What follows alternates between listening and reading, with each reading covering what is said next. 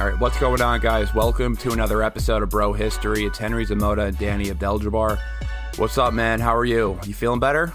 I am, dude. I'm so happy. For those of you who don't know, obviously you wouldn't, but I caught the flu like you've been having for the past 3 months, I feel like. Danny caught my AIDS. Yep. It wasn't the coronavirus, but it was pretty bad. And I was so happy that we had recorded the weekend before with Danny Sherson, because I was in no position to do a podcast, dude. I was delirious. That's how bad my fever was. That was a blessing in disguise because we did that about 5 days prior to when we usually record. It was like super early, yeah. So having that time actually was like a fail-safe for any of us getting sick. But I mean, I already got sick. It was a bad one. Yeah, this whole flu season has been pretty crazy, and I thought I was gonna like avoid it. You know, the fucking Groundhog Day happened, and Puxatawny Phil, he came out and he said we're gonna have early spring, and I'm like, yes, I avoided flu season, and then like pretty much immediately I'm like, oh fuck, I'm pretty sick. So and look, Mom, I'm good. I'm dead. I'm dead. Oh, I'm dead. Hey, Mom, I'm flying. Oh, I'm dead. That's from what, Step Brothers? Oh no, yeah. Wedding Crashers. Yeah, you're right. Well, I'm glad you're feeling better. I know how terrible this flu season was. Yeah, and that's setting aside the coronavirus, too. I think just the regular flu season has been pretty bad this year. The coronavirus is nothing but globalist propaganda right here. I think that's kind of what this coronavirus... They're putting the time crystals inside the coronavirus. What they're going to be doing with this coronavirus is that they're going to be injecting some type of crystallized formula that's going to turn you into a vampire pedophile that's going to start preying at kids on the night. The coronavirus is fucking real, dude. To get some context for like how real it is, China shut down an entire province since like January. Like no one in or out. Did you see that video of that guy being bolted into his apartment? Yeah. This shit was crazy. That was ridiculous. I mean, like, they're seriously sacrificing it. And, like, Wuhan is nobody knew about Wuhan outside of China, till now. But it's like a second-class city. It's like a tier 2 city. And what that means is, like, think of it like a St. Louis, if you will. Like, imagine if a coronavirus broke out in St. Louis, and we were like the epicenter of it, and the United States government decided to take all of St. Louis and the surrounding metro area and completely barricade it off, and no one can get in or out. And then like that's it. No commerce, no trade. Like they send in medical supplies, but not nearly enough. And they have some pretty good hospitals and stuff like that, but they're way overstressed. It's something like 80% of all of the deaths in that province is coronavirus, and 60% of all of the patients that are being treated right now have coronavirus, and we're talking about millions of people. So I don't know why I'm laughing at that. It's a fucking terrible situation. Yeah, why are you laughing at that, you sick fuck? I don't know, but it's very real. So times like this, I'm glad we're not in China. Yeah, thank God. And by the way, in this episode, we're recording pretty late at night, so editing is not going to be super tight. So you're probably going to hear a lot of whatever the fuck that is. Somebody... Yeah. It sounds like a damn earthquake outside, but I'll take that part out. However, any other sirens will probably be in the episode. So there is a shitload to talk about. Too much. There's too much to talk about where I feel pretty overwhelmed with the amount of news that's coming out, and I really don't know where to begin. Since we last recorded this podcast, there has been... let's just start from most recent events and let's go backwards. Okay. So we have I think the most recent is technically impeachment. It's that Iowa, just literally happened right now. The Iowa Caucus fiasco, impeachment. You have in international news, you have Syria and Turkey clashing in Idlib. Right. You have the Middle East peace plan, the deal of the century, the political right? plan, the deal of the century that's been released. There's a lot of updates in Yemen. There's just too many things to count right now, so it's kind of overwhelming. So I think we're just going to tackle a bunch of stuff and see where this thing goes. Right. Let's start, but I do want to start off with this because I find this incredible. I'm gonna, plead a lot of my apathy over the past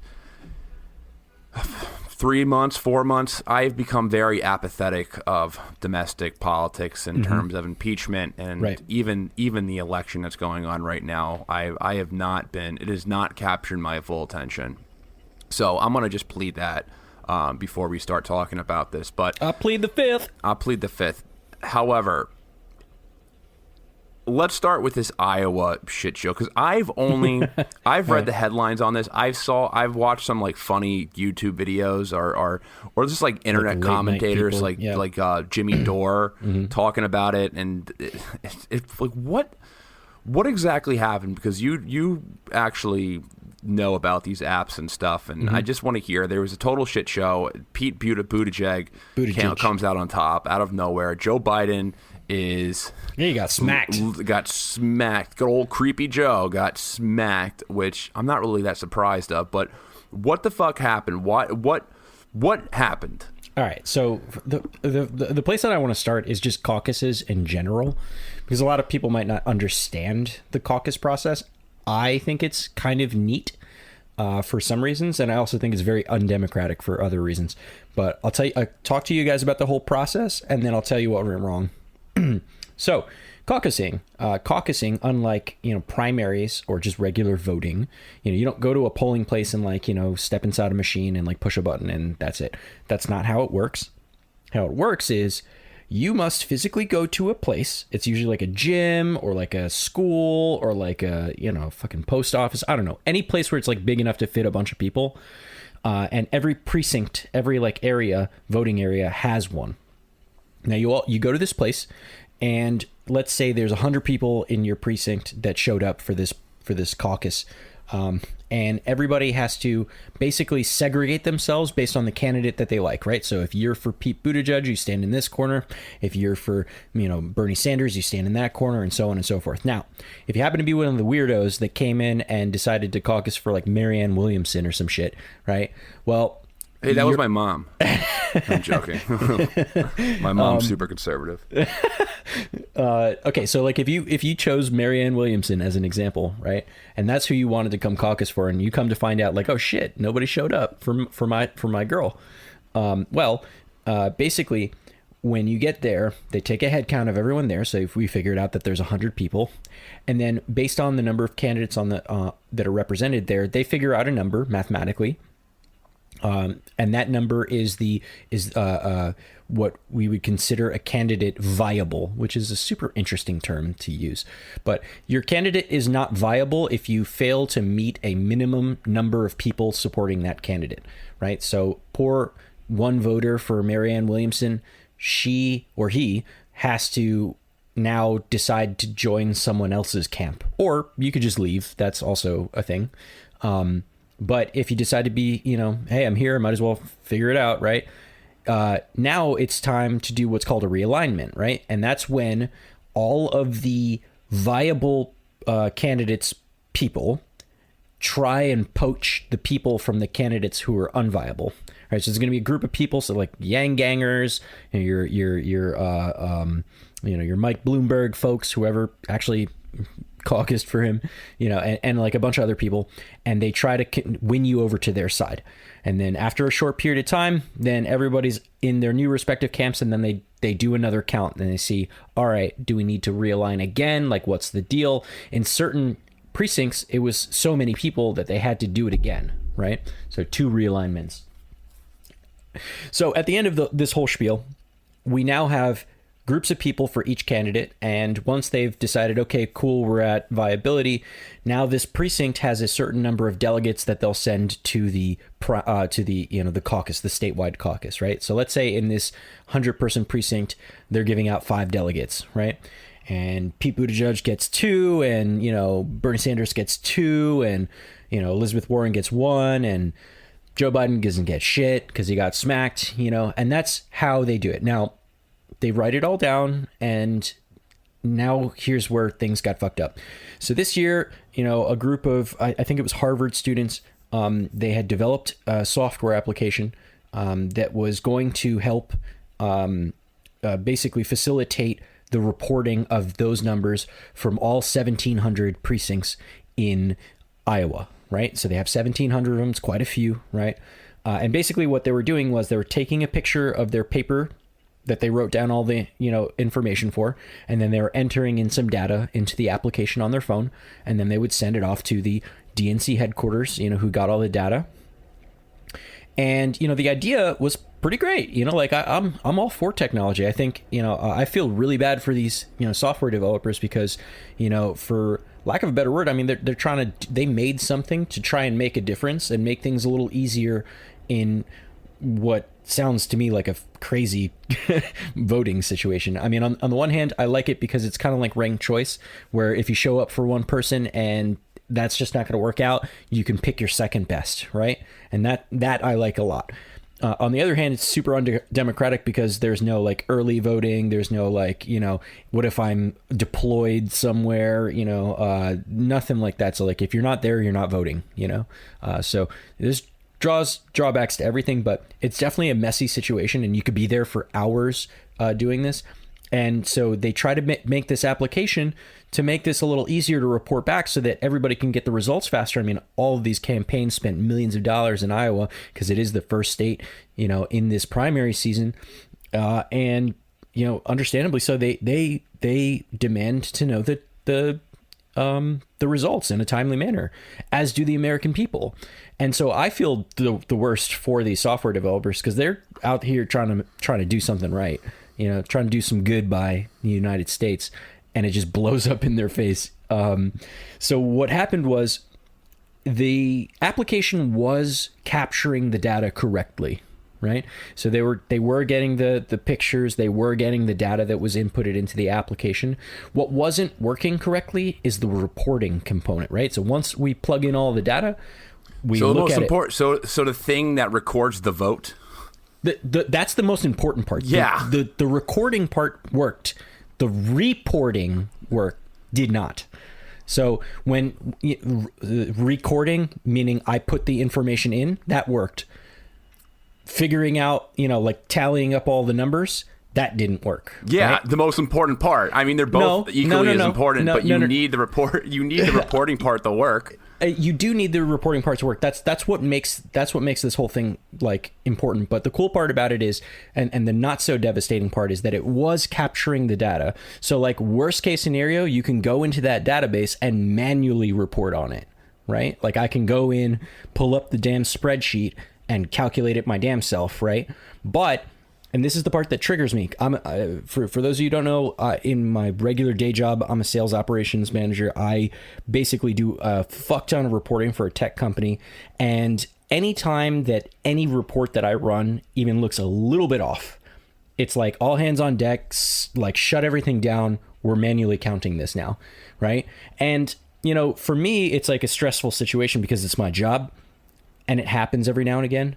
But the implications aren't as dire as this. We're voting for the president, or at least the nominee for the president of the United States, so the implications are much, much bigger, which is why I think it took this long.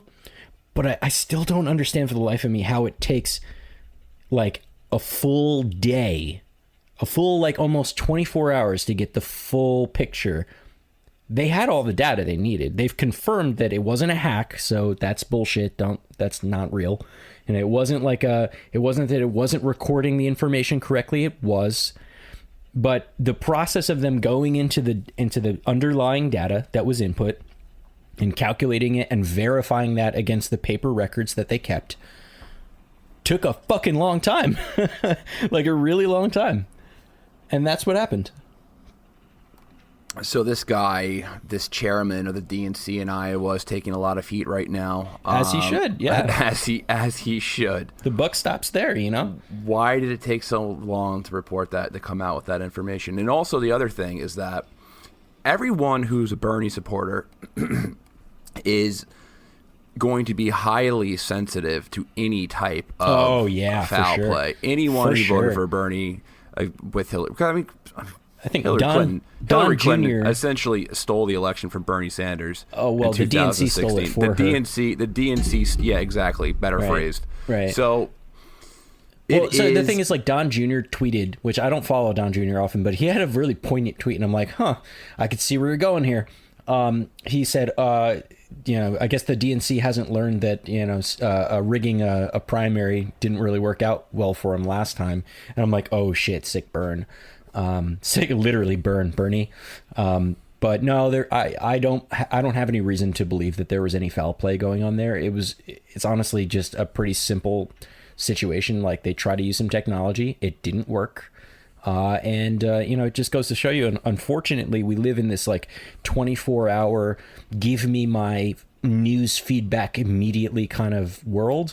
And in order to like placate that desire, we try to use these technologies, but unfortunately for something that's as important as this, I'd almost say we got to go low tech. Shit, if I wanted to use technology for this, I would have set up a fucking Google sheet. I would have set up a Google spreadsheet and be like, yo, everybody put in your numbers here. Take a picture and put it all in here. And I would have been able to crunch those numbers in like 2 hours, That's a great idea. Just vote on a massive Google Doc, and just have like every single county. Every precinct every has county their own gets tab, their own sheet or their own tab. Their own tab, and then I'll do a fucking pivot table and work some magic. And if anything looks funky, then I'll just make sure everybody texts me their pictures. Just make sure the I guess the unedit or the private. Make sure that you're invited. They get an invitation, right? Like someone has to sign up, and then you get you share the GDoc. Yeah, kind of like how we work. I'm going to do restrictions on the cells, right? So only some people can edit certain fields, so that whatever. Anyway, that's the real question is, how do you prevent Russia from hacking into that Google spreadsheet? I mean, I feel like. So what if they do? Ho ho ho. So what if they do? We're going to erase Bernie's votes. Everyone voting for Tulsi Gabbard now. Tulsi Gabbard is, or the Manchurian candidate Tulsi Gabbard is elected. Because those Russian hackers, they hacked into the Google spreadsheet that the DNC was tallying their votes, and Tulsi Gabbard is now president, and she is. I'd probably. She is giving that. the Ukraine to Russia. She has called for Russia to annex the Ukraine, and she is personally in Syria with Bashar al-Assad, shooting innocent rebels in Idlib right now. We have a full-scale Manchurian candidate in the White House. Hillary Clinton was right. Hillary Clinton was right. That is hilarious. I've been kind of like watching the comedy side of it just because it's great entertainment, and there's a lot of people who have been making very good jokes about it, even Don Jr. as you point out. But it's just the panic, and I think this kind of like sets the overall theme for what this election is going to be like, because it's been a shit show so far, and I think that the DNC is going to experience even more so than what the Republicans experienced in 2016, because in 2016 obviously the Republican primary was the most entertaining political show of all time. I loved all the debates. It was great. The 2015-2016 election season was the most entertaining politics ever. Yeah. In my lifetime, and I think in most people who are even significantly older than me would even agree that election cycle was priceless. Right. Everything from Donald Trump, his nicknames for all the other Republican running mates, Little Marco, Little Marco, and Low Energy Jeb. Yeah, from the time Sleepy when Ben Carson. Ben Carson from the time when that he said Megyn Kelly was bleeding out of her who knows eyes where, and who else knows where. To the time where I forget who asked him a question, but he's like, on your radio, someone from CNN asked him, Trump, on my radio show, you said that you were going to release your tax returns. So are you saying you're not going to release your tax returns? And Trump's response was, first of all, no one watches your show. Ratings all time low. So why'd you come on my show, bro? That was it. It was just very funny. But this, I think, is going to be another kind of flavor of that. Maybe not as entertaining, but equally as dysfunctional. between the people, they have just so many goofballs who are running right now. It's really hard not to just point out and laugh at the circus that's going on. Between I don't know. Joe I don't Biden, think it's a competition. I know we have a lot like, of Bernie's people who listen to this show. And no, but I don't think it's a competition. Like there is no like goofball like Trump right now. Like there's no one there's as plenty goofy. as goofballs and who are running for none the of them DNC say right now. as ridiculous. They're shit not going to say as all right. I'm not talking about policy here. I'm just talking about ridiculous shit. Joe Biden right now is bona fide senile. All this right, well, guy is talking. It's not like name one thing that he has said that was just absolutely goofball shit. I'll talk about his behavior. All right. First of all, let's talk about what the time where he challenged some guy to push up. Yeah, I'm not old. I forget exactly what he said. He's like, I'm not an old man. I'll do a push-up contest right now. Yeah. I saw him still not as crazy, but funny. Still not as crazy as the shit I think that he's Trump crazy. I think he's lost it a lot more than Donald Trump. Say what you want about Donald Trump. I don't think he has lost. I think Trump has definitely lost it. I don't think he's lost it. I think he's just stubborn with a lot of his views. I think there's noticeable atrophy of his brain, Joe Biden. I don't know, man. Trump slurs a lot of his words, man. That's like how he's always spoken. Donald Trump has always talked like that. No, that's not true. Because if you look at interviews with him when he was younger, like in his 40s or whatever, he was actually a very eloquently spoken man. And now he can barely make a fucking sentence that makes sense. Everything he says is a run-on sentence. And we're talking about a young man versus an older man right now. Yeah, well, that's kind of... Of course they're going to speak... Aren't we talking about whether or not he's lost it? The difference between Joe Biden and Donald Trump, he's an above average, probably mental awareness than someone his age.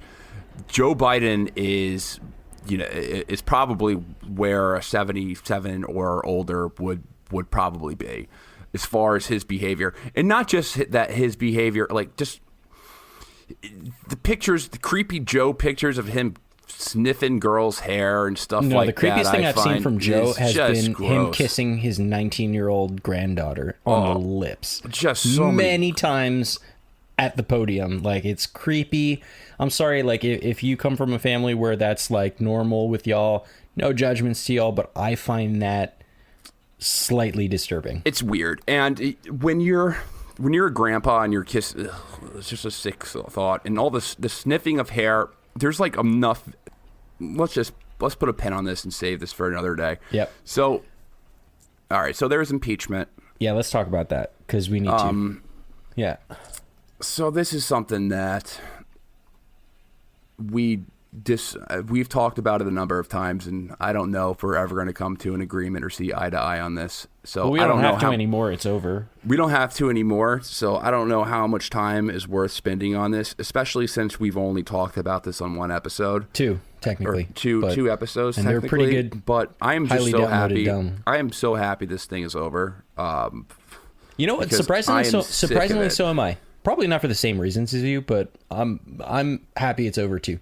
I'm just so tired. I was so tired of this, essentially, this partisan coup of Donald Trump, where I like to criticize Donald Trump for his policies that I disagree with, usually policies pertaining to foreign policy and things, and specifically Iran. I like to criticize him on stuff like that. I don't like criticizing him on stuff that is not really based in reality, especially the entire narrative that he has been a Russian stooge or a Russian puppet, where I think a lot of this Ukrainian nonsense, which is essentially, Russiagate Part 2 or, Russiagate 1.5, whatever you want to call it, like a lesser version of Russiagate, like they try to pull a fast one on this. I never felt... I've stated this before. I felt that Donald Trump did was inappropriate, the conversation he had with Zelensky, but, failing to invite the Ukrainian president to the White House and holding up military aid to Kiev for several months, just to get him to hold a press conference to announce that he was looking into Hunter Biden to get into a corrupt energy company. it just didn't. First of all, it just seemed like par for the course as far as what presidents do with executive power. So I didn't see anything unusual. Second of all, Zelensky denied that any of this happened. So we have a victimless crime. And then in this entire impeachment debacle, you have such a partisan division that you cannot take it seriously, where we all know the outcome before it even started.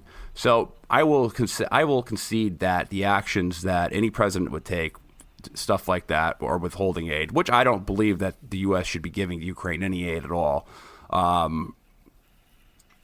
I think the Mitch McConnell should have thrown it out as soon as it hit his desk, because it was clearly partisan. It was clearly completely political, and I just had no interest in even entertaining it, because there's not any person on this earth who is surprised at the outcome. No one is. I'm not. And I'm on the completely opposite side of you. So, like, I hear you, man. I get the fatigue. I understand where you are. It's not just fatigue, though. It's just frustration. Because I hear you. I let you go on your spiel. Let me do mine. It's look, withholding aid to Ukraine has been proven to be unconstitutional and has been proven to be against the law. We appropriated funds, and those funds should go to where they're supposed to go. Now, I hear you on, it sounds like par for the course. Mick Mulvaney has said that in an interview during the impeachment inquiry, that, we do this all the time. Get over it. But that's not good. It is against the law. You shouldn't do that. And if it has been par for the course, then it should stop. And if it's happened in the past, then we should adjudicate that. And while we did this whole process, if it was such a nothing burger, then it should have been fairly easy to produce witnesses to say the contrary. Nevertheless, throughout the entire process, the administration blocked the subpoenaing and the witness of several people with firsthand knowledge.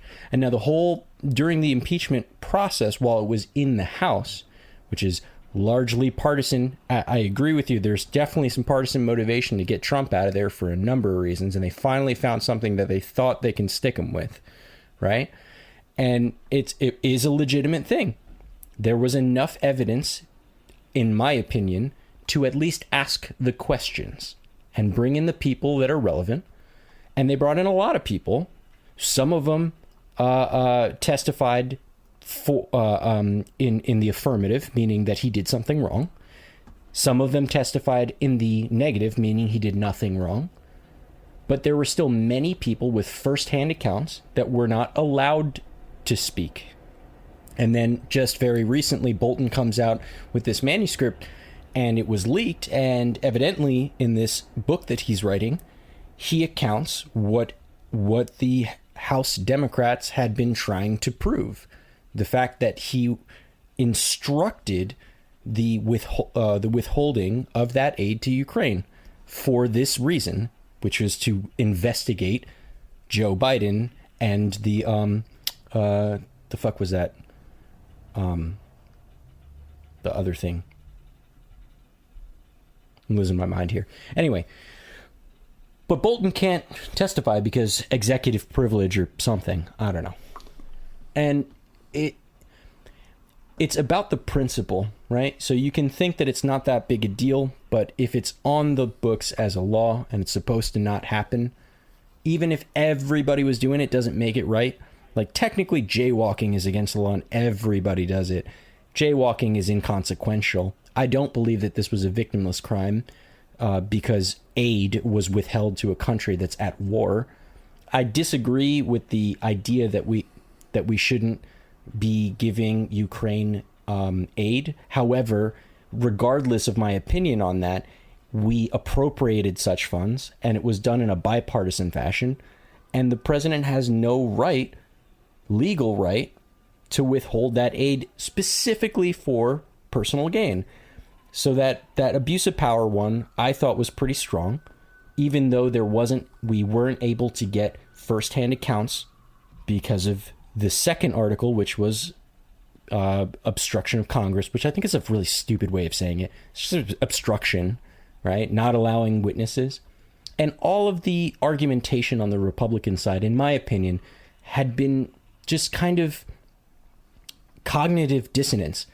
On the one hand, they're like, you have no evidence. And then it's like, okay, cool. Well, there's some people that says that can help us prove this. Well, you can't have them. You can't have witnesses. It's just like stupid. Talk about, it makes no logical sense. It makes no logical sense to, there's an issue, we're investigating it, and you can't actually investigate it. And it was partisan.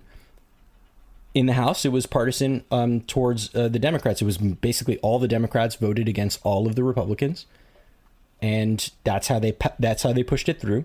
And then when it hit Mitch McConnell's desk, I don't agree with your assertion that he should have thrown it out. He has a constitutional responsibility to try impeachment when it's brought to him, whether he likes it or not. Like, that is it. The founders instructed it so in the Constitution.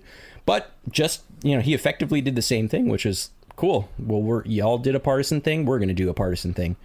And we're going to vote party line, with the exception of Mitt Romney, who did vote for the first article. He said that he did do something wrong that was impeachable. And on that first abuse of power one, he was like, yep, you did that wrong.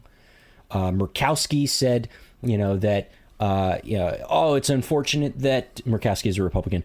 Oh, it's unfortunate that, this whole thing is a sham, basically, and it sucks, but I'm going to vote no, even though I think it's a yes. I'm just going to vote no because we failed, which is a bullshit cop-out. But even if she had voted yes, it wouldn't have been enough because you need a 2/3 majority. So this was partisan on both sides. And for that reason, I'm happy that it's over because, as you point out, Henry, I totally agree with you. We knew what was going to happen in the beginning. Nevertheless, I still think that the process should have happened. If there's an issue, you have to raise the questions and you have to go through due process. And, the process was bullshit. And now, there's a lot of people on the right that are, the left, the Democrats are saying like, oh, it's going to make Trump unhinged. He's going to be able to do whatever he wants now because he knows that no matter what we pin him with, it's just going to die in the Senate because Mitch McConnell's an asshole. But more broadly, it set a precedent, and the precedent is when something, when you have a hyper partisanship, which is, I don't see this ever changing, and not anytime soon, at least. It doesn't matter what anyone does. We can have a Democrat president come in. It could be fucking Bernie Sanders, and he could do something fucked up. And, rightfully so, Republicans are going to want to investigate it. And maybe they get it through the House, but if Democrats hold the Senate, they're just going to block it. And I don't like that. Because now we're not adjudicating based on facts, and we're not taking this process seriously. We're just playing team sports here. They're on my team. I stand with them. Even Mitt Romney's fucking niece. Mitt Romney's niece is also in politics. I forget what she is, but she's definitely a Republican. And she wrote on Twitter like, there's many times that I've disagreed with Mitt, and that's not changing today. Well, what I'm saying though is that she says, I stand with the GOP, I stand with President Trump. And it's almost as if to say, like, I don't give a shit about the whole process. I only care about my team. And neither side, and truly, I'll levy the same issues against the Democrats. Neither side was willing to hear each other out. All they were willing to do is play their partisan game, regardless of how many facts, pro or con. Because I saw some arguments that I agreed with on the Republican side, and I saw many arguments on the Democratic side that I agreed with. But nobody gives a shit. Nobody cared to listen to each other. No one cares, and that's why I'm happy it's over. I'll just say one last thing about this. So I fail to see what is in the articles of impeachment that Trump did that warrant his removal from president. Other things that he's done, I 100% believe that Trump should probably be impeached for. I think that Trump should be impeached for a number of things, including the unconstitutional war in Yemen, which I think Obama should be impeached for post-election. Post-mortem impeachment. A post-mortem impeachment to pretty much every American president. I am happy to go through that and apply those standards. In retrograde. However, when you don't do that, then it makes it seem like a complete partisan hack. Right. On this specific instance, I don't think what Trump did warrants him being removed from office. The fact that him saying, send us your information on Biden or send us your Biden file and we'll have a meeting about aid, I don't see how that is a political capital crime. Like, I really don't. And it comes off. And let me just bring up one more point about this. This impeachment is always completely political. It's always political. Every single American impeachment has been a political witch hunt from going back all the way to Andrew Johnson. Right. Andrew Johnson was impeached for violating the Tenure of Office Act. And essentially, he was impeached because he fired his Secretary of War. He fired his Secretary of War without Senate approval. Right. The real reason why he was impeached is because the radical Republicans that were in the Senate or in the House were unhappy with his views on Reconstruction. They were unhappy because Andrew Johnson wanted to move on with Reconstruction faster than a lot of the radical Republicans did. Right. And amend a lot of the bad blood with the South faster than the radical Republicans did. And the truth is so that caught him on a Abraham technicality, Lincoln, basically. They got him on a technicality. And Abraham Lincoln was on that same path. So who knows? Abraham Lincoln could have been impeached if he had not been assassinated. But I'm just saying, Andrew Johnson was impeached for political reasons. You have Bill Clinton being impeached for political reasons. I mean, Ron Paul said it best. Ron Paul, he voted for the articles of impeachment, but he gave a whole very well thought out explanation is that he thought that he should be impeached for the bombings in Iraq, and that this was all really stupid. So he was just jumping on the technicality bandwagon, and that's what I think. He was like, "This is I vote." It's a great speech, but it was. I mean, look, it was a technicality, but it was against the law. And so my question to you all right, so you walk across, you jaywalk, like you used that as an example prior, let's throw your ass in jail or fine you $300 or whatever that is. That was going to be my question, because what you can't indict a sitting president as we've seen, right? You can't do that, right? So with the Mueller investigation, you cannot levy an indictment against a sitting president. That's the precedent. So my question is, let's say, just for a moment, hypothetically, everything the Democrats and Adam Schiff and all of them and Nancy Pelosi, let's say everything was 100% true, and we found smoking gun evidence, like fucking Trump himself signed an affidavit saying, yeah, I did this, Let's say that was the case. I know that you don't think it was an impeachable, meaning worthy of removal, right? What do you call it? A capital capital punishment, basically, for a president. Political capital punishment. I know that. I know that's off the table for you, and that's fine. You can have that opinion. But what do you do when someone actually breaks the law? Do you when a president breaks the law, do you allow them to break the law, and we're just cool with that? It really depends on the degree of what that crime is. So they can break some murder, laws. If it's even if it's exactly how it's laid out by the Democrats, right? 100%. The itty bitty, big bad Trump withholds aid from itty bitty Ukraine and threatens national security. This is the first time that impeachment became a national security issue, because both times were, a foreign policy issue, because like in the 1800s, as well as with Bill Clinton, they both had to do with domestic policies or political scandals. Right. And it's funny how it also invokes like the whole Russia hysteria thing about we need to give right, but Ukraine, answer the question though, like, because what Putin would you is so do? aggressive. What do we do about it? Like who cares if it's not to your standard or to many people's standard of like removal? That's fine. Right. Well, there's first of all, there's do? an election in 9 months. You can vote Donald Trump out. Yeah, but I don't love that. I don't love that either, because what we're saying is, for as long as you're president, as long as it doesn't cross this bar, you can commit as many crimes as you like, as long as it doesn't hit this bar. And then my question, which is the follow up to that, is that we'll continue to set a precedent where we can push the envelope on how many rules I can break, how many laws can I break before I've crossed that line. And you know, if any of us non-president people broke laws, we're accountable for the consequences. It's just, unfortunately, the founders only gave us one option for adjudicating laws, that high crimes and misdemeanors technically, and that is impeachment. That's literally the only thing. That's the only thing. That and voting. But once you are elected, you have a 4-year gap to, I mean, what I'm hearing from you, Henry, is that you have a 4-year gap to like break as many not so bad laws as you like. Dude, I'm just saying that with these standards, then we're impeaching and removing every single person that you vote in office should be removed from office, because I got news for you. Well, it's not that they should be.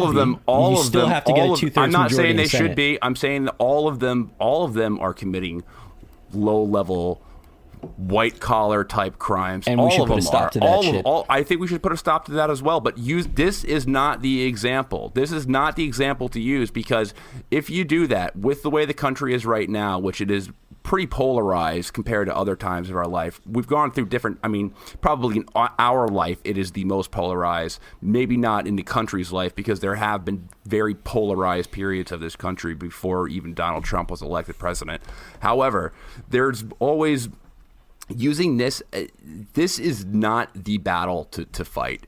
Just because when you do that, let's just say if you remove Trump from office, what do you think the reaction of the right would be, the American right would be? Yeah, you just performed a coup. Well, you just did a coup on the American elected president. For any president. So it doesn't matter, like left, right, or center. We've not done that for any president. If we had done that with Obama, the Democrats would have lost their mind. If we do it with Trump, the Republicans lose their mind. Somebody's losing their mind. The question is not whether or not people are going to lose their mind, because I think we agree that lots of fucking people are going to lose their mind about it. The question is, they would lose their mind to a violent proportion. Personally, I think that we should have something else, some other means that maybe doesn't rise to removal, but some other means of checking a presidential power. This is all about the system of checks and balances. And to your point, I agreed that this is a technicality. It's not like he murdered somebody, right? But it is wrong and should not happen, and there should be something that can be done to address it that doesn't rise to that level, so that maybe, just maybe, we'd have a little bit more partisanship and people would be like, yeah, you know what, that was fucked up. We're going to slap him with this fine, or I don't know what the answer is, because I'm not like a fucking poli-sci major, but it would be something to do to say, hey, you can't do that. We're going to stop you from doing that. You're going to lose some privileges, or there's going to be something that happens to you that is weighty enough to discourage you from doing more bad things, but maybe not as weighty as you won't be president anymore. But I got news for you. So that is not going to change until the culture changes and people stop electing criminals to be president. And I'm not just talking about in recent memory. Like, we can talk about the bad things Donald Trump has done, the bad things Barack Obama has done, the bad things that George W. Bush has done. Every single I'd argue American that Trump was president, a criminal before we elected him, but whatever. I argue that many American presidents were criminals before we elected them. Let's talk about. Let's just go through. Let's LBJ. LBJ ordered wiretapping on Martin Luther King. Right, but was he president at the time? He shared that information with the FBI. Right, but he was the president at the time. He was the president at the time. Was he a criminal before? Harry Truman dropped atomic bombs on cities, and you can't just be like, "Oh, Donald Trump was a criminal before he was president." Was. He was a New York real estate businessman. Yeah, he was a criminal. Yeah. A criminal. Okay. To get into, yeah, I'm sure that he's done some illegal things in his business career as a real estate agent. For sure. However, I'm not going to start saying, oh, Donald Trump was a criminal compared to other people, because what is important is what they're doing in office. And honestly, really, it's like the bad things that Trump has done, which we frequently, and which, I frequently always criticize, and I get criticized and get called a liberal and stuff like that all the time, funny, actually. which is bizarre when people are like, "Oh, you're too hard on Donald Trump. Oh, you're too bad hard on American U.S. foreign policy. Why don't you ever bring up Obama's U.S. failures in U.S. foreign policy?" I'm like, dude. Have you listened to any of our episodes on Syria, assholes? Yeah, seriously. Like, are you fucking kidding me? Like, there's hours and hours and hours of content of us criticizing Barack Obama and Hillary Clinton. Now, the thing is, Donald Trump is the president, so there's going to be a lot more things to criticize because he's actively making policies. Right, he's doing things now. We'll squeeze in some complaints about some other presidents too from time to time. So no, we're not anti-Trump bias shill fuckers like what you see on MSNBC. And look at this. I mean, we're able to have this conversation in a relatively unpassionate way, like we don't agree, and we're probably not going to agree after this, but it's fine, and we're able to talk about it. Yeah, we don't agree on a lot of stuff, but we probably agree on a lot of we don't agree on stuff, but we agree with a lot of stuff as well, and that's why the show works. If Danny and I completely disagreed on every single issue, then we probably would just not have any kind of common ground. No, like, all right, there's no secret. Like, I don't want to label. You don't like political labels, and I have grown tired of them lately as well, and I don't like boxing myself in. However, if you were going to throw me on a political spectrum, you'd find me somewhere between a paleo libertarian and a paleo conservative, somewhere over there, like a libertarian type, free market individualist type person. I would consider you more of I don't want to say that you're a progressive, because I don't think that you're a progressive. You're like a left-leaning, I don't know what's a good word for you. I really can't define you as politically. You're not. I'm definitely less. somewhere I on the called left. I called you a typical liberal once, and I didn't really believe that. I was just kind of joking around. Yeah. But I don't know. You don't really fall in a clear, defined political box, Which is and why I don't like to label. think of myself as falling in one either. But I think what we try to do is call balls and strikes without having any type of attachment or personal attachment to political figures. Right. You always had. I think we both don't like the team sports of our current politics in the U.S. You know what's funny about this show is that I always thought that the hate, the kind of like the people who don't like the show, or the people who would be more critical of the show, would be left-wing people. And it turned out that it was the exact opposite. Like, it was more right-wing people who have complained about the show, which I found surprising at first. But then I realized that that broad stroke where all lefties or progressives are a bunch of yellow hair or green. Yellow hair, it's a normal hair color. Green haired, crazy, rapid Antifa censorship monsters who get offended by every little thing that you say. It only really captures a very small percentage of the American population, and I've learned that most progressives are just people who, they're progressives who are concerned about labor rights and fair treatment of people, fair access to everything. And I have disagreements in how the best way to distribute that, but I understand and I get and I have empathy for your the political positions of progressives, like Danny Sherson. I love Danny Sherson, who's on the show. I disagree with a lot of Danny Sherson's domestic policy, but we never have talked about that before. And I overlap with him so much on foreign policy that I just love talking with him, and he's such a wealth of knowledge. So I think that's where you and I more so you and I are more so come to the center. Yeah, it's come to the center is when we speak about just foreign policy in general.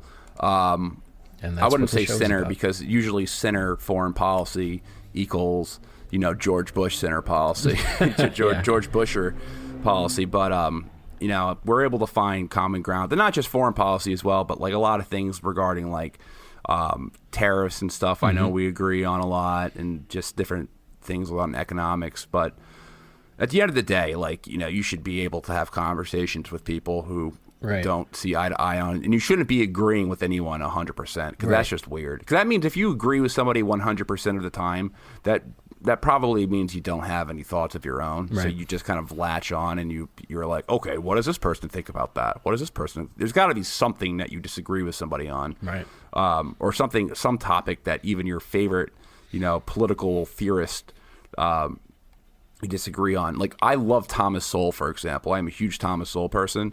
There's a lot of things I disagree with him on, but overall I love his work. Like I really love all of his books on like on just how political cultures form. He writes a lot about how geography forms societies, and like I really find that insightful. But I don't agree with a lot of his stuff on foreign policy. However, like you can't throw the baby out with the bathwater, and you got to collect the good things from people, even if you disagree with most of what they have to say. Hopefully, I didn't rant too long and bore everyone to have. No, I thought it was good. Maybe we can take some time now to kind of pivot a little bit away from domestic and go into some of the foreign stuff, because holy shit, things are happening in the world, specifically in the Middle East. Let's pivot to what we actually talk with? about. Yeah, let's pivot to what we actually talk about on this show. So there's been a lot going on in the Middle East. So let's talk about let's talk about Palestine and Israel first, and because I have probably a little bit more to say about this than Syria. Yeah, Turkey, Syria. As of right now. But as you guys know, that the Middle East peace plan, so Trump's peace plan, titled Peace to Prosperity, a Vision to Improve the Lives of the Palestinian and Israeli People, has been released. This is the second part of the peace plan that's been released. The first part was the economic plan that was released back in June, right? That was June it was released, or July? I forget the exact month. I don't know. Or August, excuse me. Yeah. It was the summer. I'm losing track of my time. But this is the second part of it, being, what the actual territories and, what are going to be like the security questions and the land questions rather than just the economic side. The first part of it was really just, we're just going to give the Palestinians a bunch of money and then they're going to go fuck themselves type plan. What was it, like $50 billion or something like that? Like, here's $50 billion. Shut the fuck up. And who's going to pay for it? I don't know. Those somebody else is going to pay. Somebody else. The Arab states, the Gulf countries. Oh, I hear they have a lot of kings there. The Hashemite king is going to pay for it. They have a lot of gold there.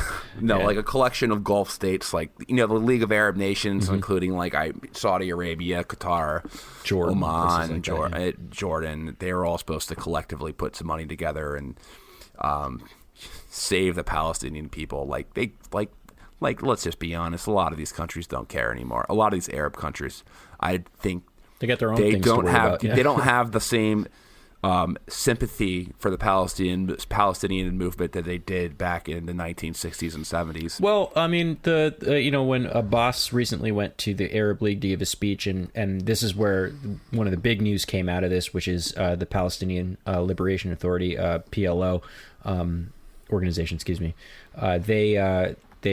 Abbas openly said that they're cutting ties with Israel and the U.S., including security ties, which I'm not actually certain what the implications of that is, but it's a pretty big move. They've been coordinating with Israel and the United States in a number of ways. Specifically, the security one concerns me.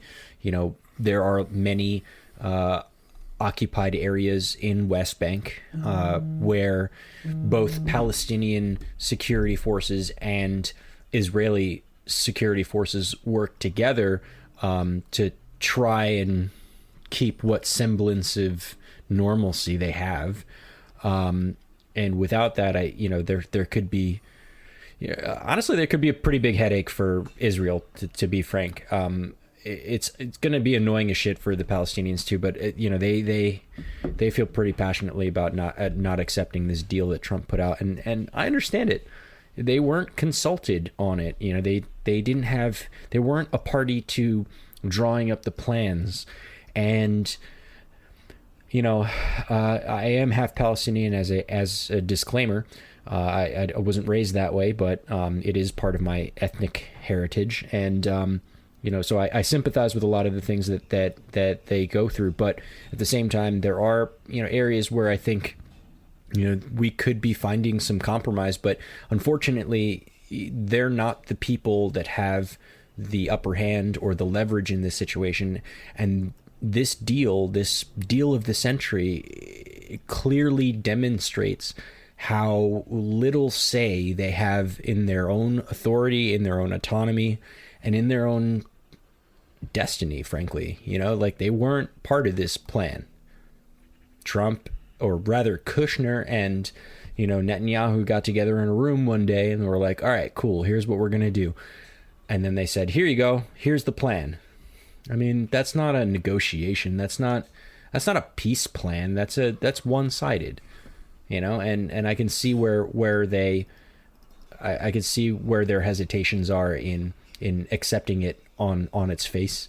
But at the same time, I wish there was a way that we could all come to the table together, and cutting ties with the United States as well as the Israeli government is pretty much the opposite direction of coming to the table.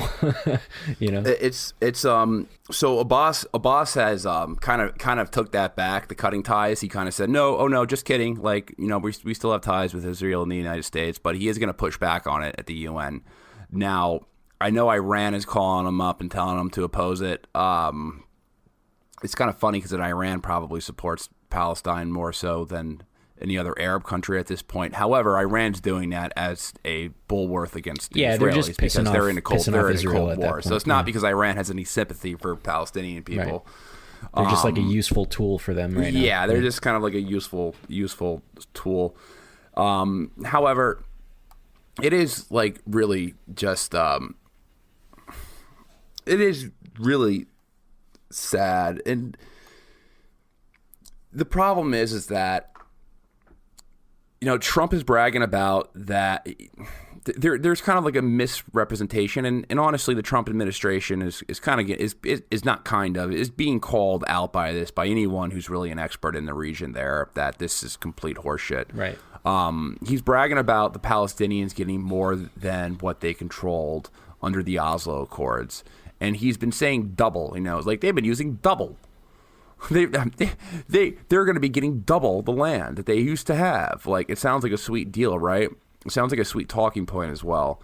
The big problem is that 2 times 0 still equals 0. Yeah.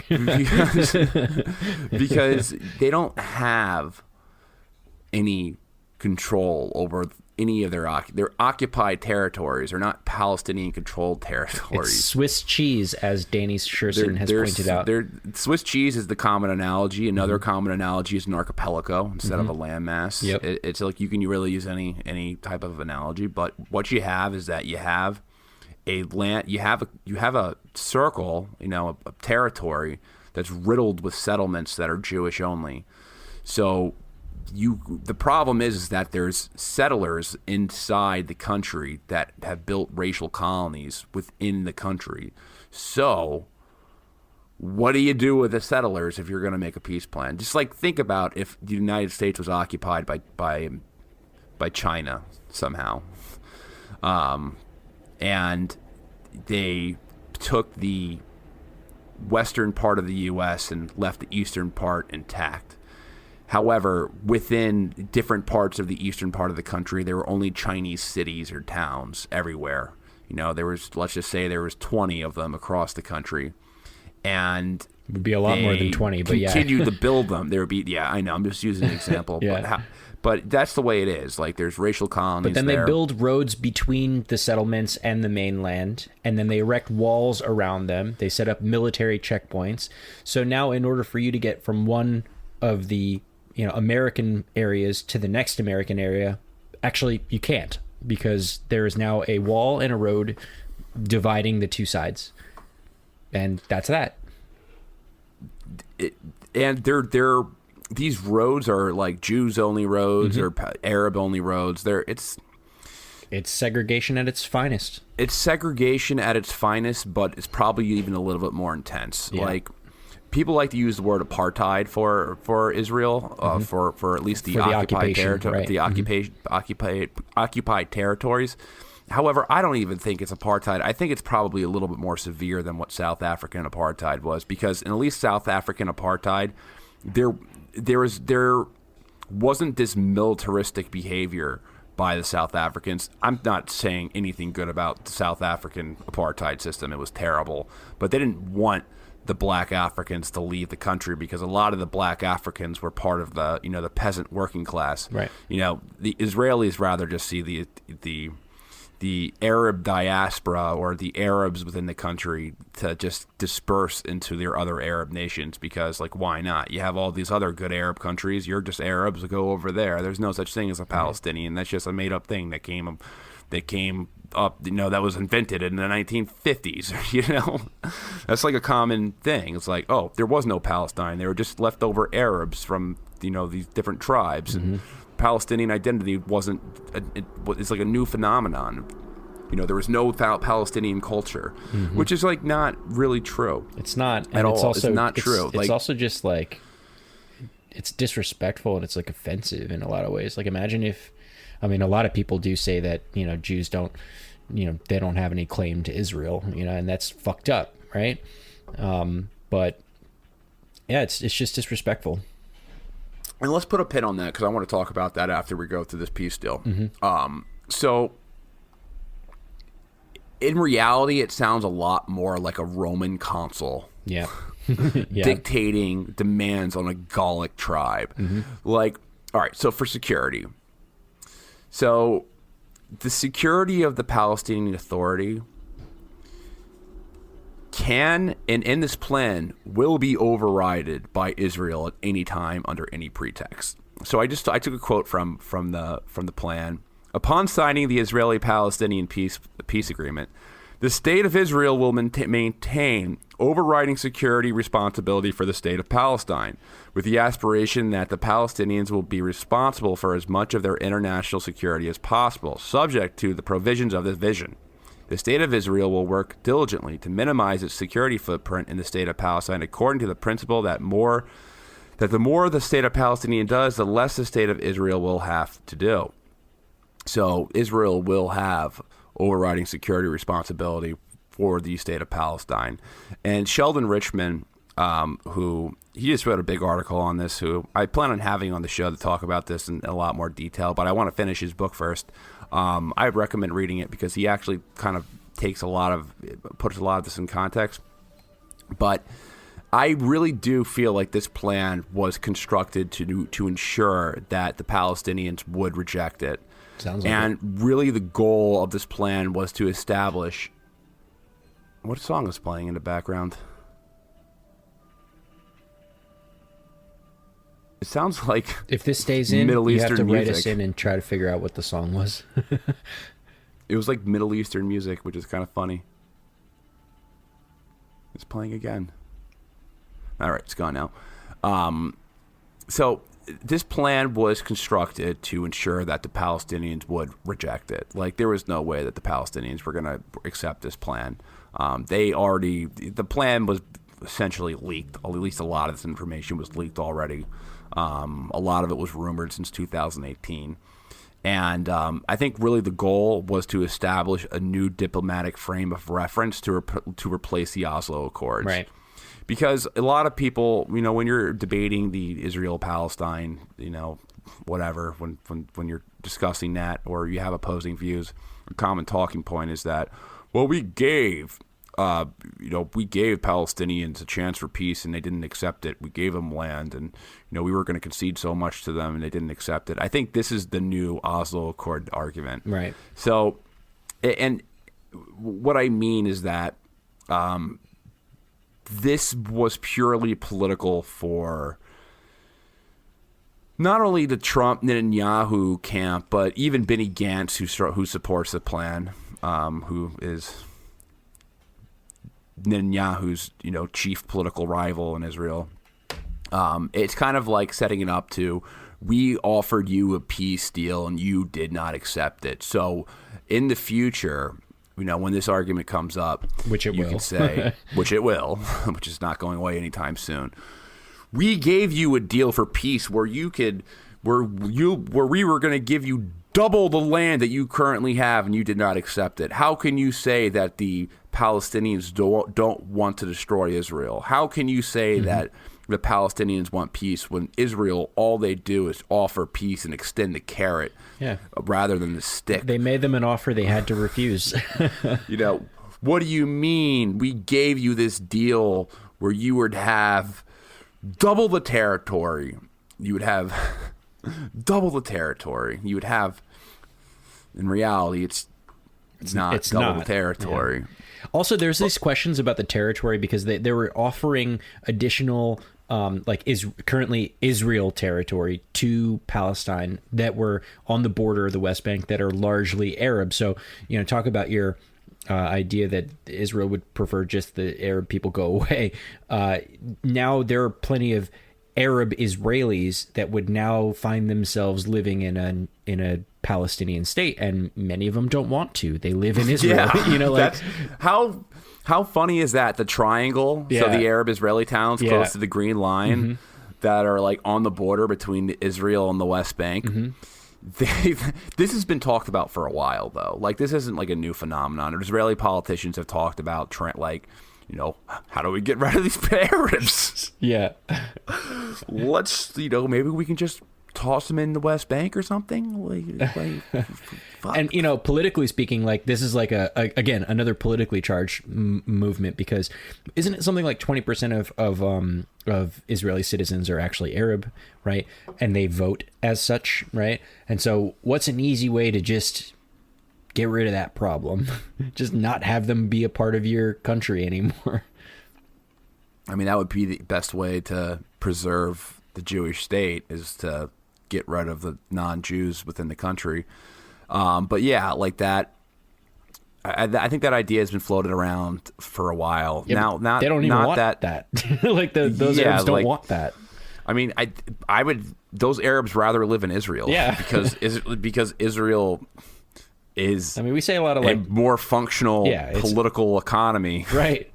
There's more opportunity in Israel. Yeah. There's a lot more. It's like, where would you rather be? Live in America or live in Mexico? I'm not trying to talk shit on Mexico, but I'd still prefer every single person who's listening to this would rather live on the border of Texas, over that line of Texas, rather than in Mexico. Like, right. So, yeah.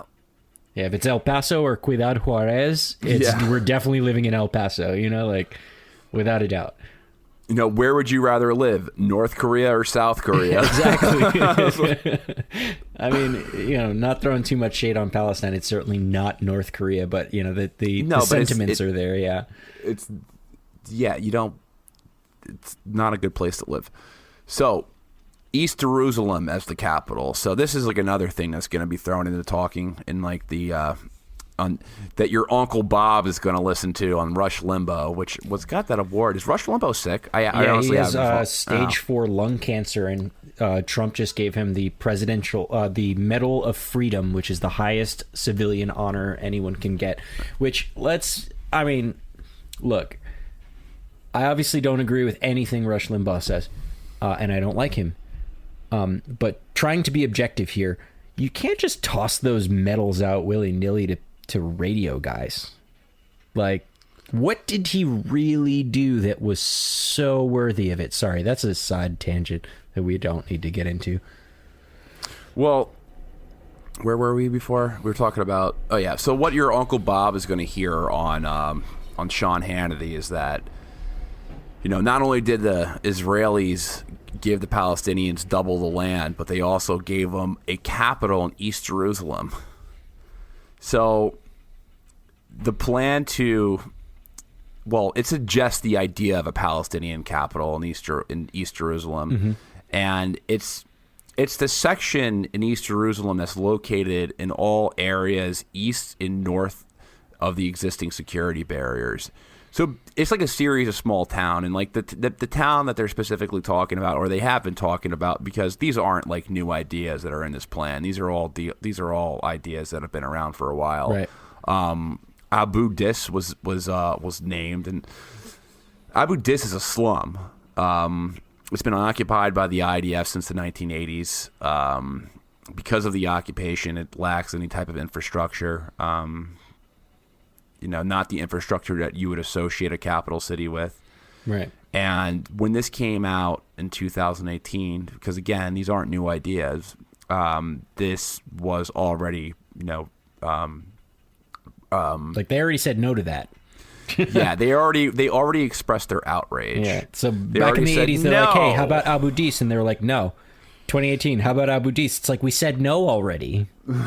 No, we were going to give him Abu Dis, and they said they're so radical. Yeah, yeah.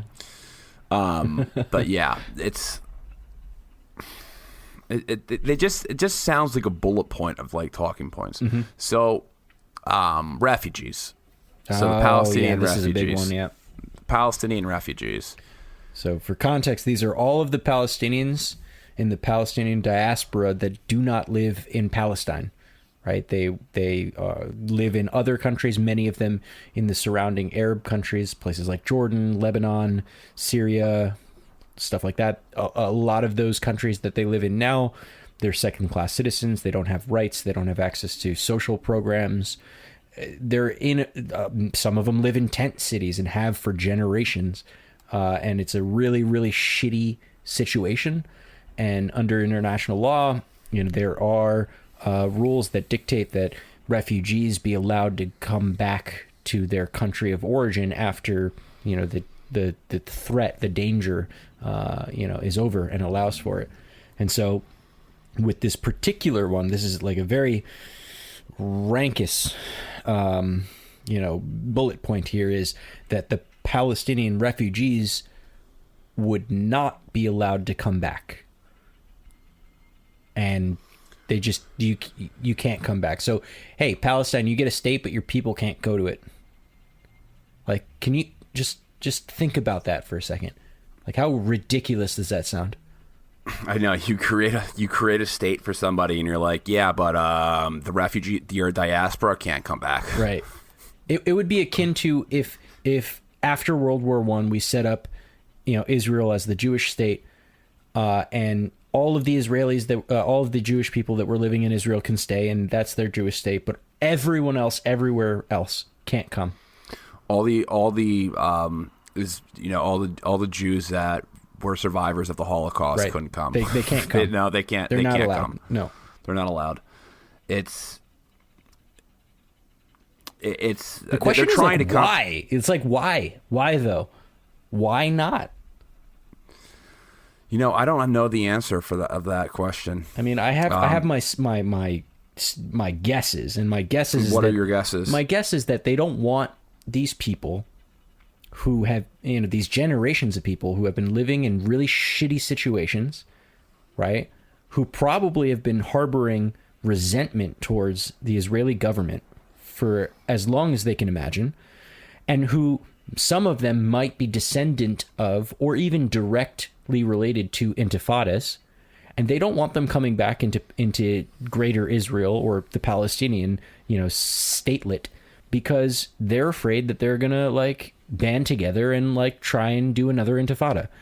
I bet it's a security concern at best, and at worst, it's probably racist.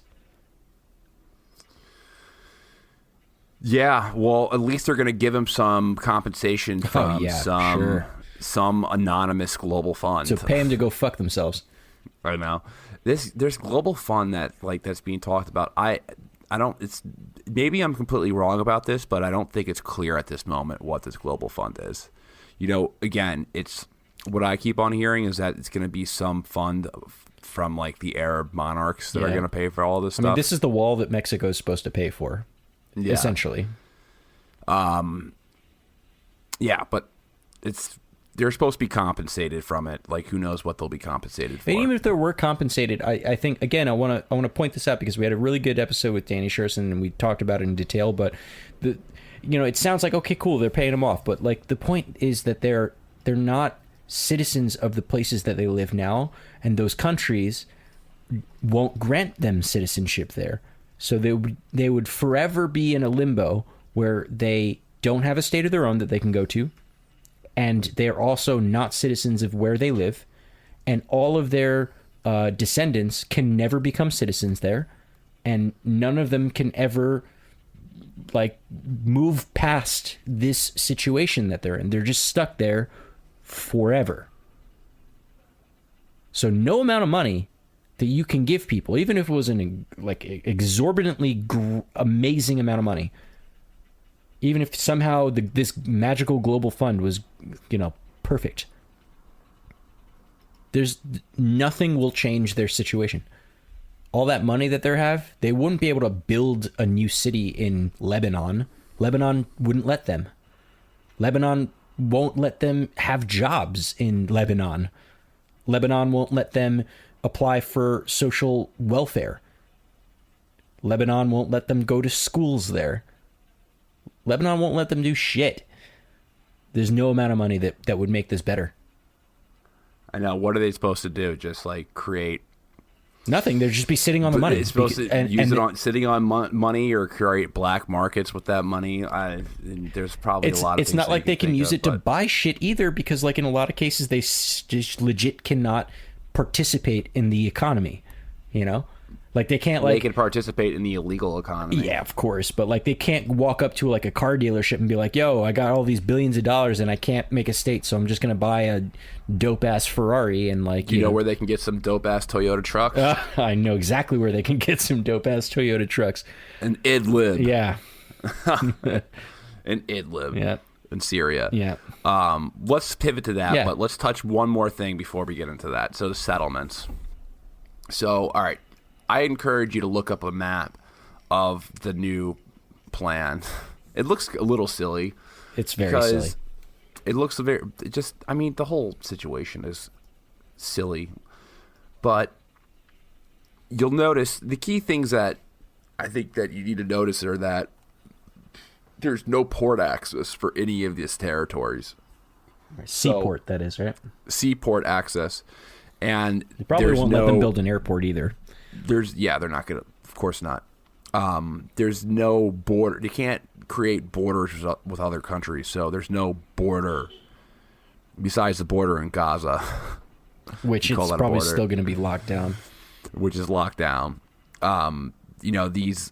There's like these centers that have like there's agriculture centers on the border of Egypt, but we're talking about probably about maybe 20 miles out off the border of Egypt. They have like these manufacturing zones implanted in there, these agriculture zones that are circled in there. But you'll notice that they're off the coast of Egypt. And then the same thing off the Dead Sea and off the Jordan Valley, as well as the actual border of Jordan. The Palestinians would not have control over territory which would allow them to cross the border to Jordan. So maybe do trade, for example, right? Yeah, like when you're a landlocked country and you do not have the ability to trade,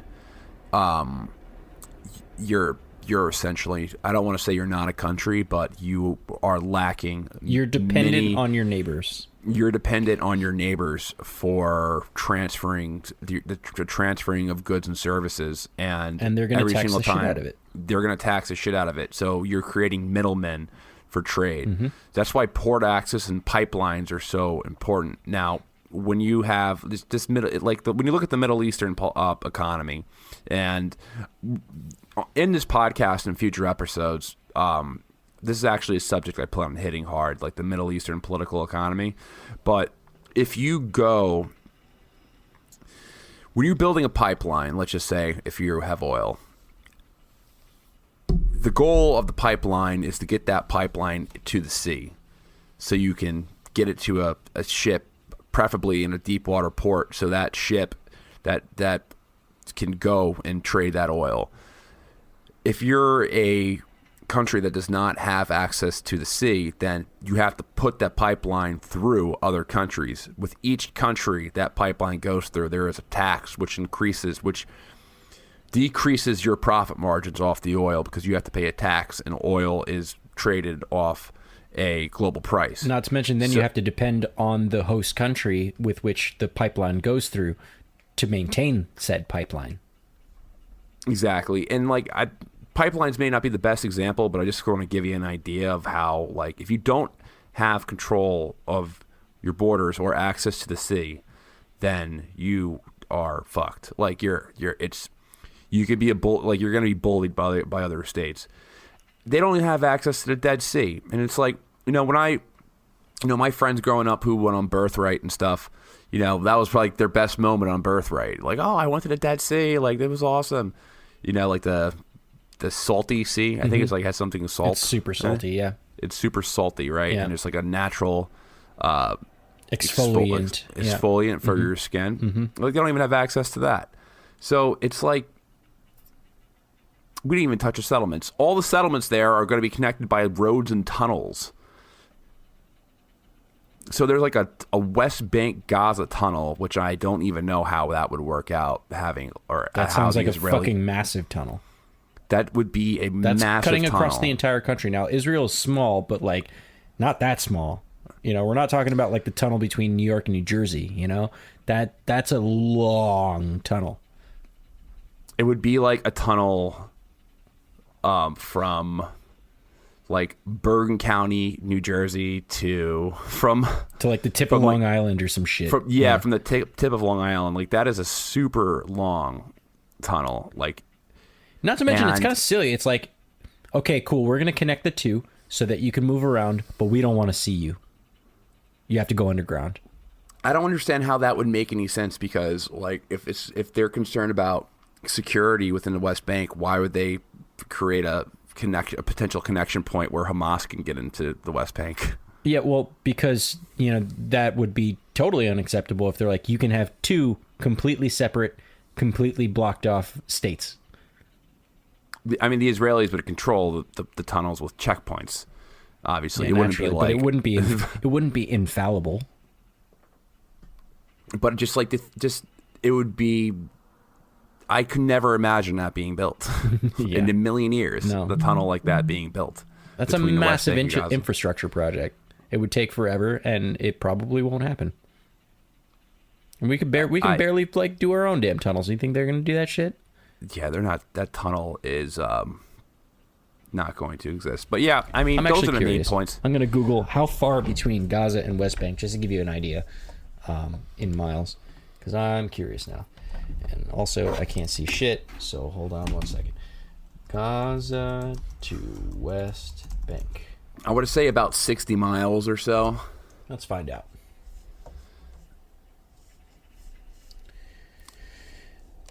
If I were going to guess. Distance. Of course, the first thing on Google didn't give me exactly what I wanted.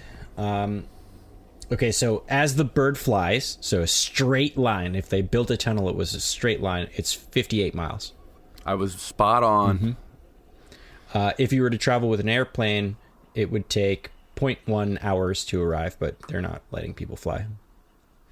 So, yeah, 93 kilometers or 58 miles. 58. Okay, so I'm curious now, what's the longest tunnel in the world? I bet you it's not 58 miles.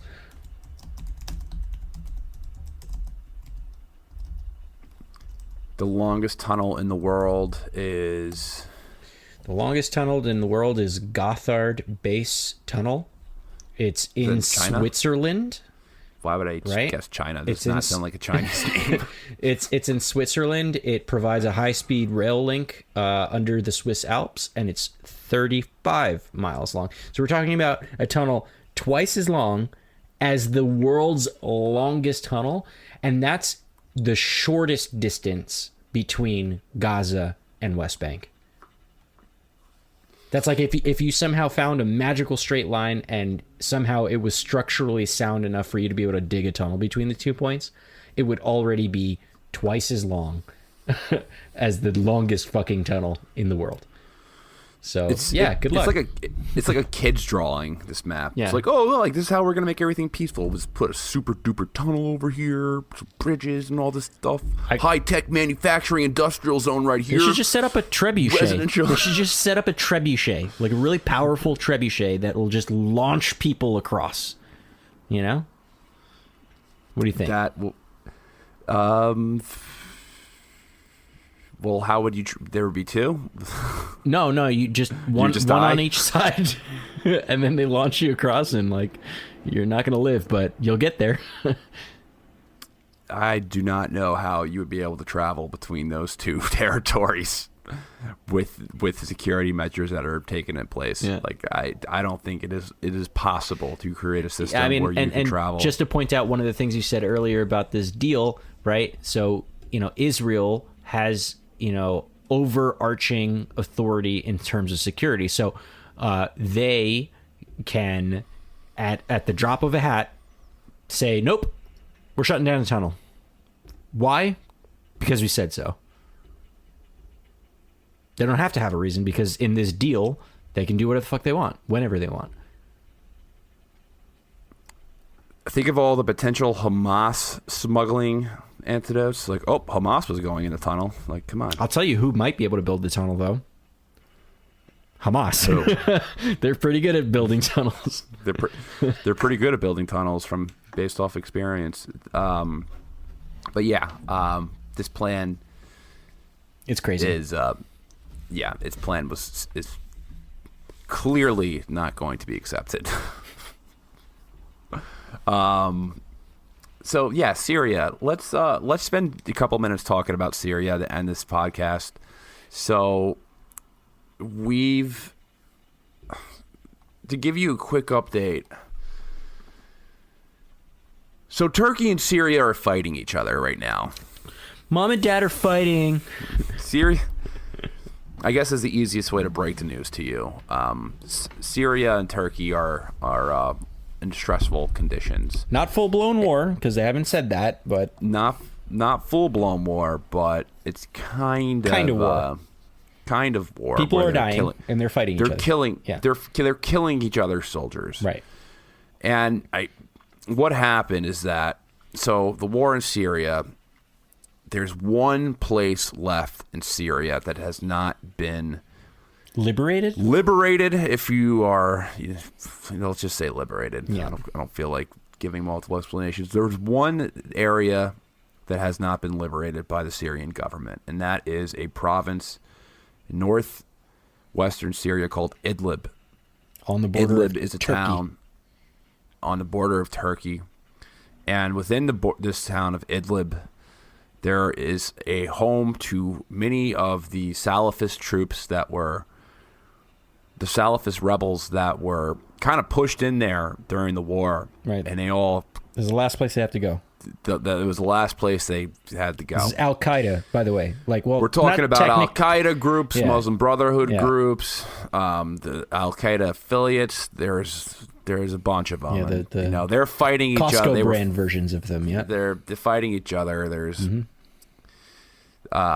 Turkey-backed ones. Turkey backed the Muslim Brotherhood group, and then they started backing Hayat al-Sham, which is an Al-Qaeda group. So Turkey is complicit in backing terrorist groups. Right. Now, Syria is trying to invade it with the help of Russia, and what ended up happening is that Turkey sent a military convoy to, I guess they were offering intelligence to rebel soldiers there. Salafist soldiers there. So when I say Salafist soldiers, I mean the guys who are called the names of these groups are so ridiculous. They sound like I'm making them up right now, but they'll be called Army of God, Army of Jihad. Army of Jihad's forces went up. These are type of names. Super awesome fighting force. Actually, I don't think that's a name of them, but you get the idea. Watch Abdul. Why is his name escaping me right now? Whatever, it's not important. So these really radical groups. That's the most important thing. You can tell I'm getting tired. So Syria mortared one of these areas, and they killed 6 Turkish soldiers. These were the first casualties in this entire Syrian war for Turkey. Mm-hmm. Turkey responded by rolling out the F-16s. Actually, technically, they did not. Russia controls that airspace, and Russia has said that they did not fly a sortie over Idlib. Now, I'm not always inclined to believe Russia, but in terms of like something that strategic militarily, they would not. They have a no-fly zone over that. They're controlling the airspace. They would not allow that to happen. And I don't believe Turkey. I think Tayyip Recep Erdogan, I think he just got frustrated and he needed to pander to his people that they were doing something about it. And they said that they killed 35 or something like that people with an airstrike and some other shit. I heard 78. Yeah, exactly. The numbers are so fucked up. In actuality, they probably killed a dozen people, and they probably did so with, like, again, mortar fire or like light armor vehicles. Yeah, I did not know that that Russia. I just read that before we got on. Yeah, that's Russia said they didn't do that. Well, what's interesting is that this is, it raises an interesting question between the relationship between Turkey and Russia, because over the past year, Russia and Turkey are kind of allies, but they're kind of not. They're friendly. They're in kind of a weird. They're I guess friends you call with benefits. Friends with benefits, where there's like always these weird situations that happen between them, but they're like kind of naturally geographic and strategic partners for their own geopolitical interest, and other interests as well. So, for example, the number one tourist spot and the number for Russians is Turkey. So there's a deal going down between Russia and Turkey with S-400s. S-400s surface-to-air missiles systems. They're an advanced system, a very advanced system. And it's kind of the U.S. was not happy about this deal taking place. No, and the reason why was because they also, remember, Turkey's NATO, so they bought some F-35 jets, and the reason why the United States was very butthurt about the fact that they decided to purchase S-400s was not strictly because they decided not to buy Patriot missiles or THAAD, but because if the Russians have to go in to help them set up and like maintain these S-400 systems, and those systems are designed to shoot planes out of the sky. So if Turkey has both Russian missile systems and American planes, it is possible that in the process of helping them set up, they would learn things about the F-35, which is supposed to be a stealth plane, that would help them to fight against the F-35 and other stealth aircrafts that the United States builds. So we have an interest there, a military tech interest, to not have them have that. And, Erdogan was basically like, fuck you guys, I'm buying whatever I want. And they did. So, yeah. So they went with the S-400s, and they probably went with the better tool. Yeah, I mean, it was the right decision, in my opinion, for them. So it was just interesting that these tensions are building up, because obviously Turkey and Russia, they don't want to.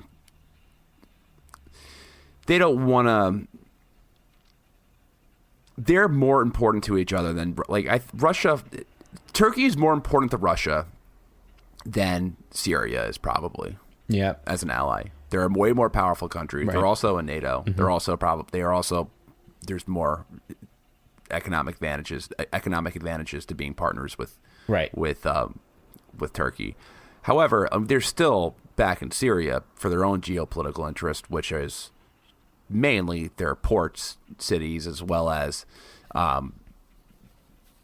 being a bulwark against radical groups that can link up with the Chechen Salafist or extremist, and also to have a Russia. foothold in the Middle East too, because everyone seems to have a little base. Of course, everyone wants a foothold in the sand over there. Right.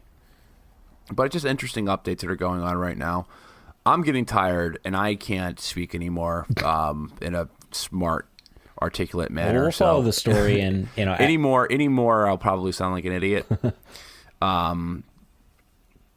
Yeah, we could follow the story, and there's definitely going to be some updates. But what you need to know, just to wrap this up, is that they're fighting right now. Syria is basically trying to take over that, liberate that last bit of their country that's still being held.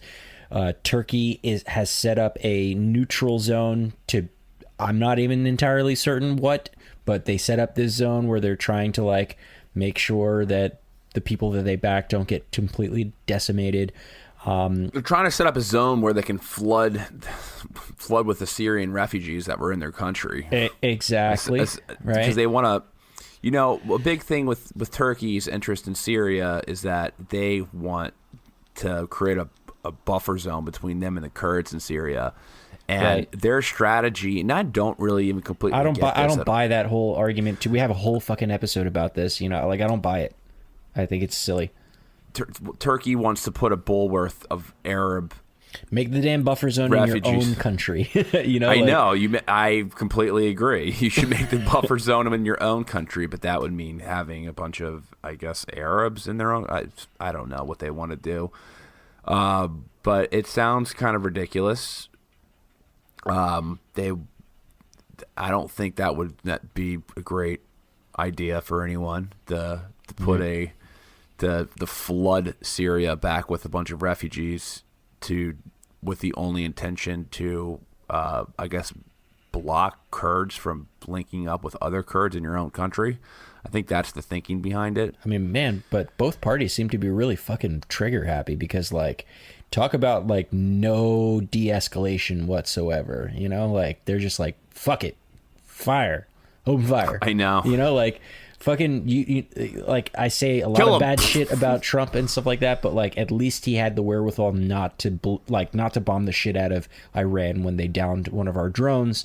And he killed Soleimani, which we don't agree with, but that was one guy instead of just openly fighting a war, what amounts to a war against a sovereign nation that you are occupying currently.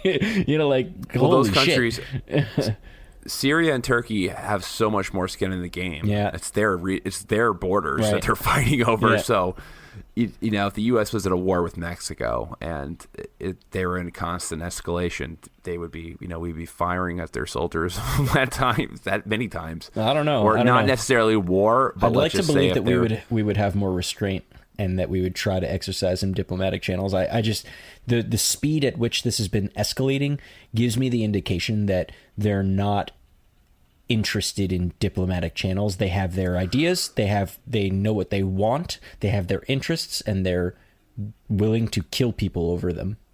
Well, Syria, I legitimately believe the Syrians when they say that this was a military operation and these Turkish troops got caught in the crossfire. I think Turkey just had to respond politically. Mm-hmm. That's kind of what happened. Well, that's what I'm talking about restraint. It's they were probably in the wrong place at the wrong time. And also, they've been setting up a ton of these observation posts all over this zone in Syria, right? And they're in the fucking way. They're in the way. And Syria is, again, I don't agree with everything Syria does, but they are acting within their own sovereignty, right? This is their country. They see these Salafists as a threat to their country, and they're trying to put an end to that shit. I don't always agree with their methods, but, in my opinion, I'm kind of on their side for this one, and I think Turkey's being a bully. I agree with you on that. And let's wrap this one up because it is fucking super late. Yeah, we're running it. All right. Everyone, thank you for listening to another episode. So there's two different ways to support this podcast. So number one is that you can rate and review the show. So rating and reviewing the show, if you're on Apple, all you got to do is just pull up the Apple app, give it a good old 5-star rating, right? Hey, Henry is awesome, but Danny sucks, or vice versa. Usually it's the other way around. Danny is awesome, but Henry sucks. Whatever. 5 stars. And then if you really like Bro History, so we have a Patreon account, and I think there's a lot more we have a lot of new listeners since the last time we pitched the Patreon. We have a Patreon account, trying to build this up to be something a little bit different than what this show is. So a lot more just like not behind the scenes stuff, but I would say shorter episodes, quick episodes, going over sources that we use when we do the podcast, just extra content that we're throwing in there, and kind of like a sandbox of us testing out ideas like, okay, what works, what makes a good show, like we're just going to record this, put it up, and you can talk to us too. Yeah. And then we're setting up a Slack account. And the Slack account is basically like a Discord, but I am not smart enough to figure out how to use Discord. Too many buttons. So too many buttons and too many channel options. So I've used Slack all my life for different places I've worked at. So Slack, you'll get an invitation to the Slack, and then you can, talk with us and stuff. But yeah, do that. Do those things. Do those things to support us. And we will be making another episode on Thursday, or releasing another episode on Thursday. All right, you can tell I need to go to bed. Peace, guys. See ya.